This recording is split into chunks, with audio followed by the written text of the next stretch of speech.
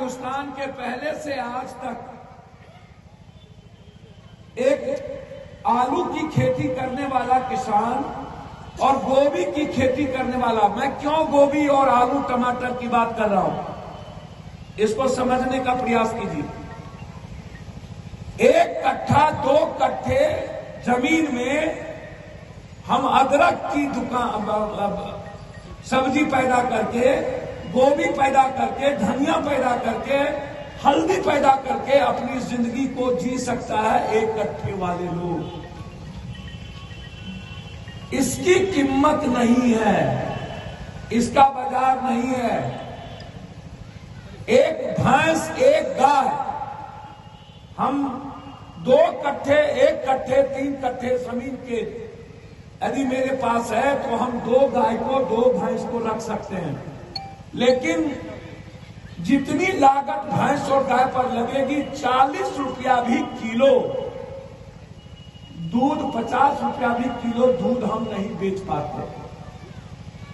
जब तक 100 रुपया किलो दूध नहीं होगा, मिनिमम 60 से 70 रुपया किलो दूध ऊपर नहीं जाएगा, तब तक एक दूध उत्पादन वाले किसान को मुनाफा नहीं है।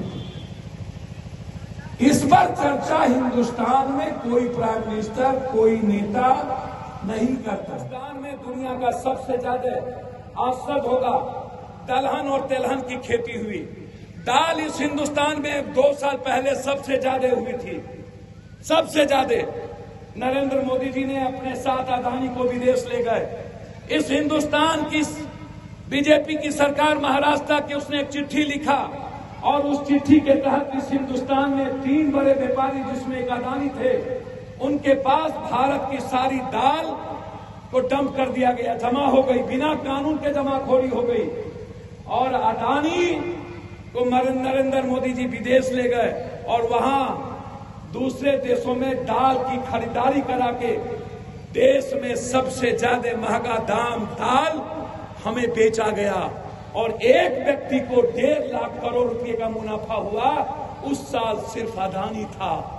अदानी, पत्रकार जी समझिए, पूना में इसके पहले की सरकार ने कहा, जो आप अंगूर पैदा करते हो ये अंगूर सही नहीं है, आप इस अंगूर को पूना में पैदा करो।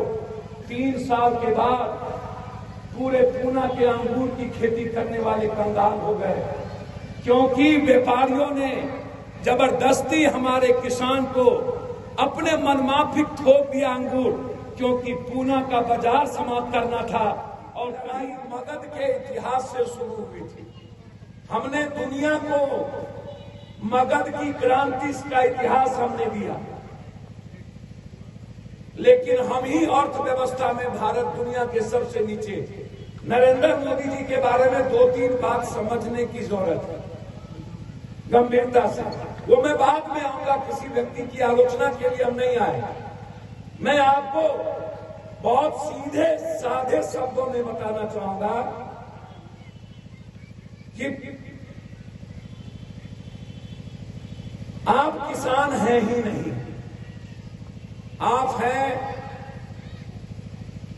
किसान। हम 9,000 बीघा जमीन, हमको 60-70 बीघा जमीन भी नहीं बचा, हल जोतने वाला किसान नहीं हो सकता।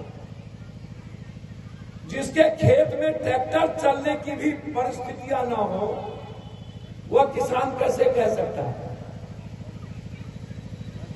92.3% जो बिहार के लगभग किसान हैं, जिसमें 40% लोगों को जमीन नहीं है, और जो रेस्ट है वो 92% जो सीमांत किसान है।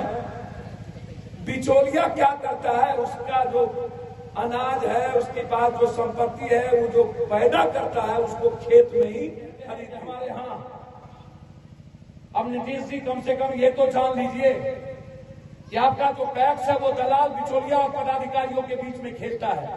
आप पैसा तब देते हैं टैक्स को भरने के लिए जब बिचौलिया इस बिहार के 92% किसानों की, मजदूरों का जब अनाज खरीद लेता है, तब आपका पैसा जाता है। और वो भी 20 से 30% ही आपकी खरीदारी होती है।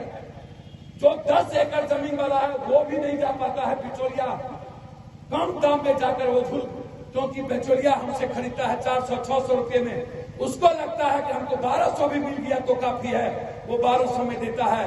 पप्पू यादव को लगता है जब 1867 रुपया है तो हम कम से कम 1400-1600 क्रॉस तो करें, जब तक 1600 नहीं होगा तब तक हम अपना फसल क्यों दें। इस बीच में बिचौलिया जाता है, कहता है छोड़ो ना, 20% मेरा अनाज लो। आपको सिर्फ सरकार को यह दिखाना है ना कि हमने 30% खरीदारी कर ली।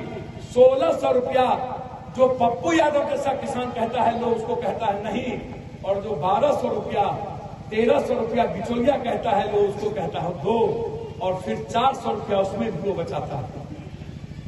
अब नीतीश कुमार जी को कौन समझाए, आने वाले यूथ के पीढ़ी को कौन समझाए कि आपका खेत और छोटा होगा। आज यदि आपके पास 1 बीघा जमीन है तो कल आपके 2 भाई